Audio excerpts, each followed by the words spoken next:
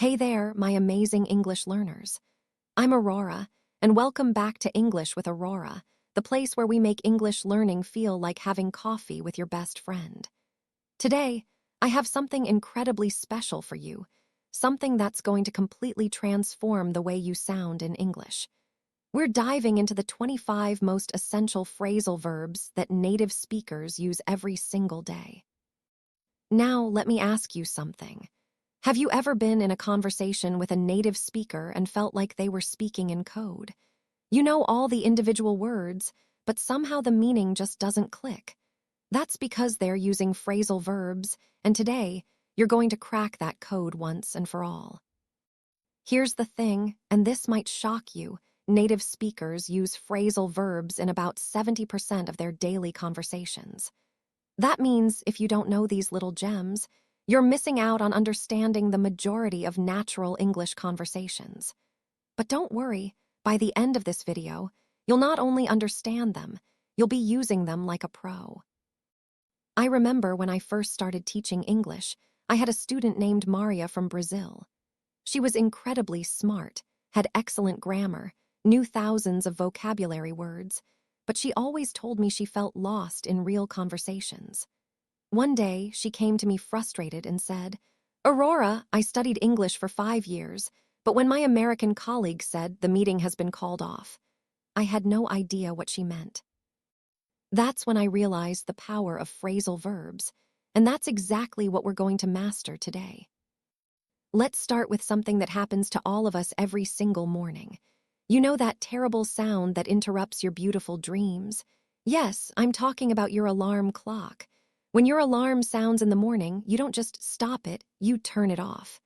This is our first phrasal verb, turn off. Turn off means to stop a machine, device, or system from working. For example, can you turn off the lights before you leave? Or, I always turn off my phone during movies. The opposite, as you might guess, is turn on to start a machine or device. Turn on the TV, please, or she turned on her laptop to start working. But here's where it gets interesting, and this is something most textbooks won't tell you. Turn off can also mean to make someone lose interest or feel disgusted. If someone says, "His arrogance really turns me off," they mean his arrogance makes them feel disgusted or uninterested. Pretty cool how one phrasal verb can have multiple meanings, right? Now, let's move to something we all do when we're getting ready in the morning. After you turn off that alarm, what do? You probably get up from your bed. Get up means to rise from a lying or sitting position or to wake up and leave your bed. I get up at 7 every morning, or get up, we're going to be late. But Maria, my student I mentioned earlier, she taught me something beautiful about get up. She said, "Aurora, in Portuguese, we have one simple word for this, but in English, you put 2 words together and somehow it feels more energetic." And she was absolutely right. Get up has this sense of energy and movement that the simple word rise doesn't capture. Speaking of getting ready in the morning, let's talk about clothes. When you choose clothes from your closet and wear them, you put them on. Put on means to dress yourself with clothes or accessories. Put on your jacket, it's cold outside, or she put on her favorite necklace for the party. The opposite is take off, to remove clothes or accessories. Take off your shoes before entering, or he took off his tie after work. Here's a quick story that perfectly illustrates this. Last month, I was helping my friend Sarah get ready for a job interview. She was so nervous that she put on 3 different outfits, then took them off because she wasn't satisfied. Finally, she put on a beautiful blue dress and said, "This is it." She got the job, by the way, and I'm convinced that confidence she felt when she put on that perfect outfit made all the difference. Now let's talk about something that happens in every workplace, every school, every meeting around the world. Plans change, and when they do, we often have to call off events. Remember Maria's confusion about this one. Call off means to cancel something that was planned. The picnic was called off due to rain, or they called off the meeting because the boss was sick. But here's a pro tip that will make you sound incredibly natural. Native speakers often use call off in personal situations too. "I'm exhausted. let's call off our dinner plans, or she called off the wedding. Yes, this phrasal verb can be used for everything from small plans to life-changing decisions. Let me tell you about something that happened to me last week that perfectly demonstrates our next phrasal verb. I was at a coffee shop, working on my laptop, when suddenly the Wi-Fi stopped working. The barista came over and said, "Sorry, we're trying to figure out what's wrong with the internet." Figure out means to understand something or solve a problem through thinking. I can't figure out how to use this app, or we need to figure out a solution to this problem. This phrasal verb is absolutely essential because life is constantly giving us puzzles to solve. Whether you're trying to figure out a new recipe, figure out why your car won't start, or figure out the meaning of a movie you just watched, this phrasal verb will be your best friend. Here's something that might surprise you about English. We have different phrasal verbs for different types of relationships with people.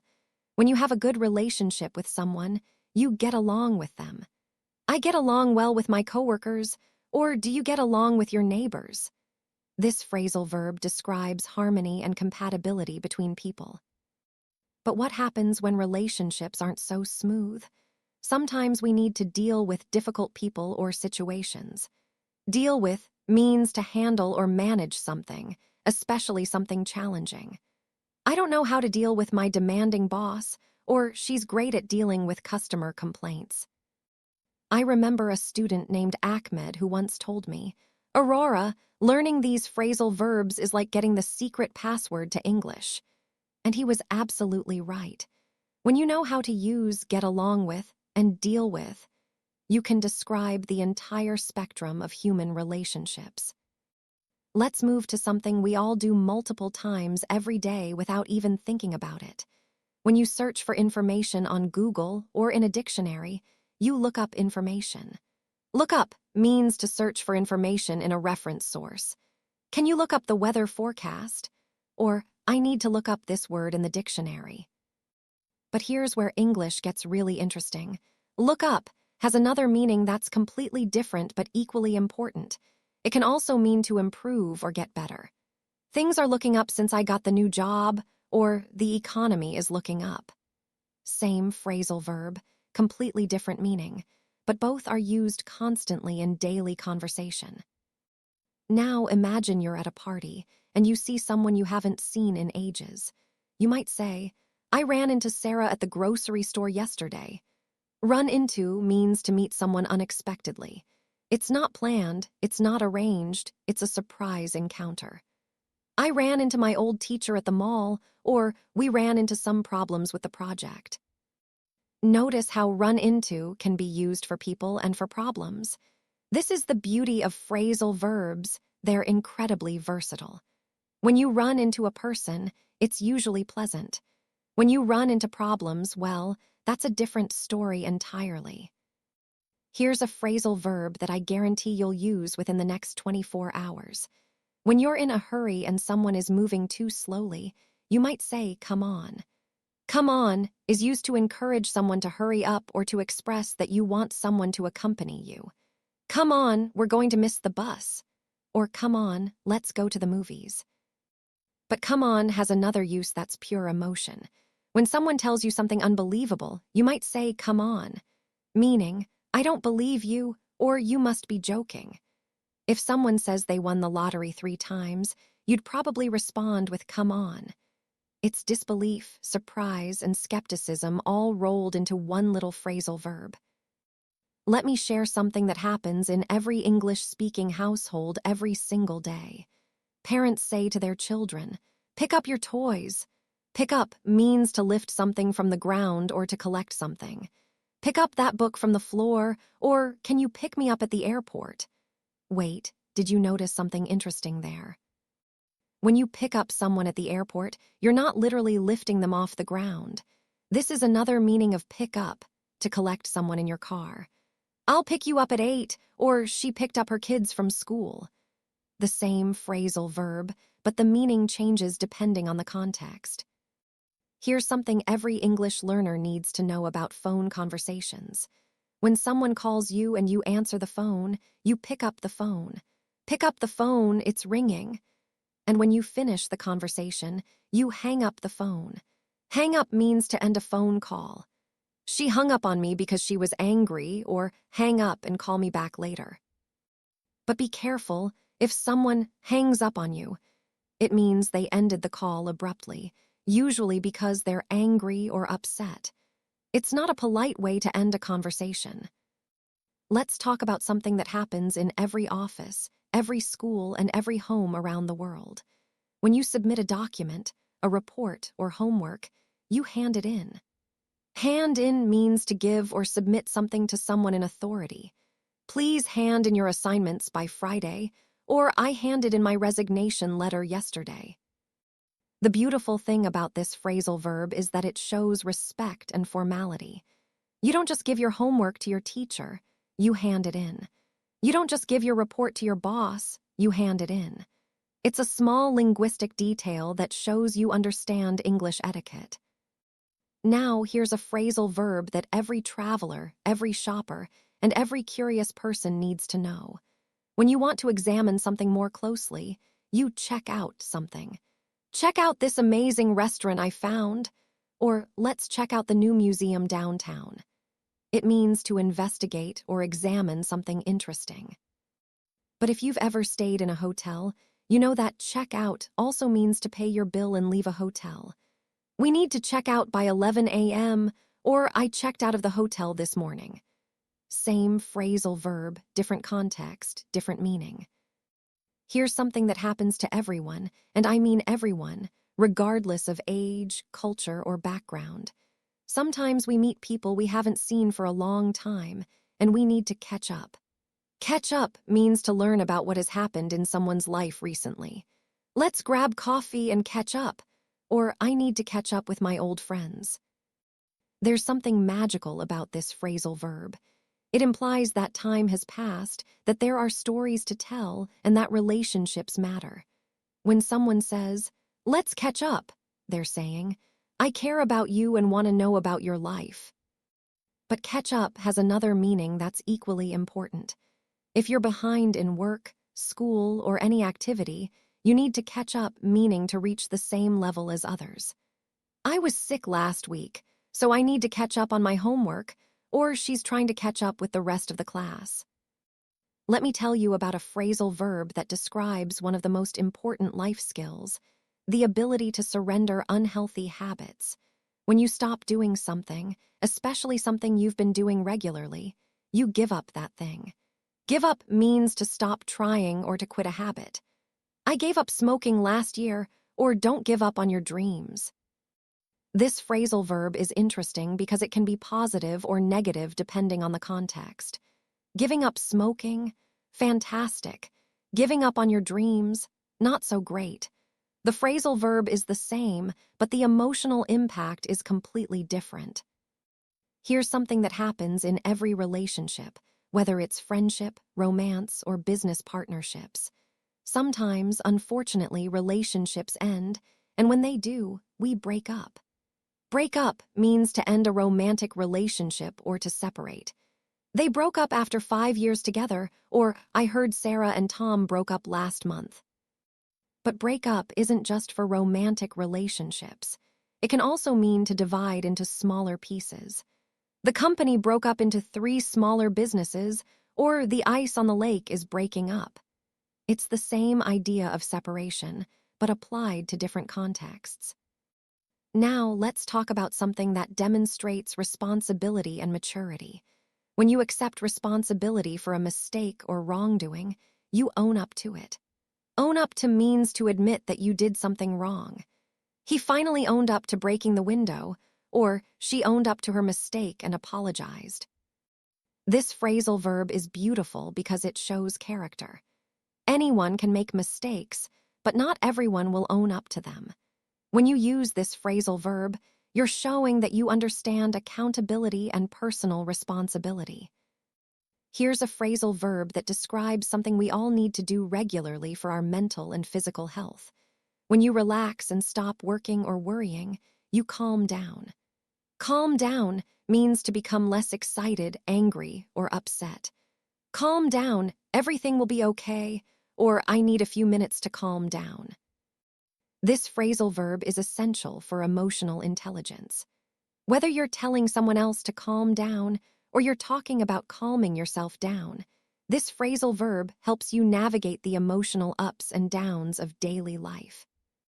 Let me share a phrasal verb that describes something absolutely essential in our modern world: the ability to stay current with information. When you make sure you have the latest information about something, you keep up with it. Keep up with means to stay informed about something or to maintain the same pace as others. I try to keep up with the latest technology, or it's hard to keep up with all the changes at work. This phrasal verb is crucial in our fast-paced world. Whether you're trying to keep up with news, keep up with fashion trends, or keep up with your coworkers, this phrasal verb describes the effort to stay current and relevant. Here's something that happens in every creative process, every problem-solving situation, and every brainstorming session. When you produce or create an idea, plan, or solution, you come up with it. Come up with means to think of or produce something, especially an idea or plan. Can you come up with a solution to this problem? Or she came up with a brilliant idea for the project. This phrasal verb is absolutely magical because it describes the moment when creativity meets practicality. Whether you're coming up with a business idea, coming up with dinner plans, or coming up with an excuse for being late, this phrasal verb captures that spark of mental creation. Now let's talk about something that demonstrates respect for others and social awareness. When you're willing to wait for someone or something, you hold on. Hold on means to wait or to grip something tightly. Hold on, I'll be right back. Or hold on to the railing while going down the stairs. The beautiful thing about hold on is that it shows patience and consideration. When you tell someone to hold on, you're acknowledging that they're waiting and you appreciate their patience. It's a small courtesy that makes a big difference in communication. Here's a phrasal verb that describes something we all need to do when we make mistakes or hurt someone's feelings. When you reconcile with someone after a disagreement, you make up. Make up means to reconcile after an argument or to compensate for something. They had a fight but made up the next day, or I need to make up for missing your birthday party. But make up has other meanings too. When you create a story that isn't true, you make it up. Stop making up excuses, or that story sounds made up. The same phrasal verb can mean reconciliation or fabrication. Context is everything. Let me tell you about a phrasal verb that describes something essential for learning and growth. When you find information or learn something new, you find out. Find out means to discover or learn information. I need to find out what time the store closes, or she found out the truth about what happened. This phrasal verb is crucial for curiosity and learning. Whether you're finding out about a new restaurant, finding out the results of a test, or finding out a friend's secret, this phrasal verb describes the process of discovery. Here's something that happens to all of us when we're tired, overworked, or overwhelmed. Sometimes our energy just runs out, and when it does, we give out. Give out means to stop working or to become exhausted. My car gave out on the highway, or I was working so hard that I finally gave out. But give out also means to distribute something. The teacher gave out the homework assignments, or they're giving out free samples at the store. Same phrasal verb, but one meaning is about exhaustion and the other is about distribution. Finally, let's end with a phrasal verb that's all about goals, dreams, and perseverance. When you continue trying to achieve something despite difficulties, you keep on doing it. Keep on means to continue doing something. Keep on trying, you'll succeed eventually. Or she kept on working even when everyone told her to quit. This phrasal verb is pure motivation. It's about persistence, determination, and never giving up. When life gets tough, you keep on going. When learning English feels challenging, you keep on studying. When your dreams seem impossible, you keep on believing. Now, here's something incredible that I want you to understand. These 25 phrasal verbs that we've just explored together aren't just random combinations of words. They're the building blocks of natural, fluent English conversation. They're the secret ingredients that make the difference between sounding like a textbook and sounding like a friend. Think about Maria, my student from Brazil, who felt lost in conversations despite knowing thousands of vocabulary words. The day she mastered these phrasal verbs was the day she finally felt like she belonged in English-speaking environments. She went from feeling like an outsider looking in to being an active, confident participant in conversations. But here's what I want you to remember most. Learning these phrasal verbs isn't just about improving your English. It's about connecting with people on a deeper level. When you use catch up with an old friend, you're not just using correct grammar, you're expressing care and interest. When you own up to a mistake, you're not just using advanced vocabulary, you're showing character and integrity. Every phrasal verb we've learned today represents a piece of human experience. We turn off alarms and turn on dreams. We get up each morning with hope. We put on clothes and put on brave faces. We figure out problems and figure out life. We get along with some people and deal with others. We look up information and look up to role models. These aren't just language tools, they're life tools. They help you navigate relationships, express emotions, solve problems, and connect with others in meaningful ways.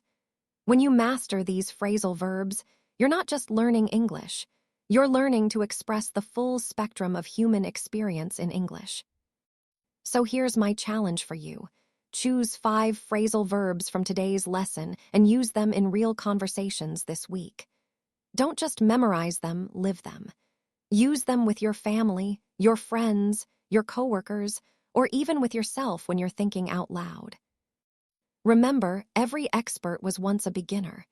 Every fluent speaker was once where you are right now, learning these exact same phrasal verbs, making these same discoveries. The only difference between them and you is time and practice. You have the knowledge now, you just need to put it into action. Your English journey is unique, and it's beautiful. Every phrasal verb you learn, every conversation you have, every mistake you make and learn from is bringing you closer to the confident, fluent English speaker you're becoming. Keep on learning, keep on practicing, and keep on believing in yourself.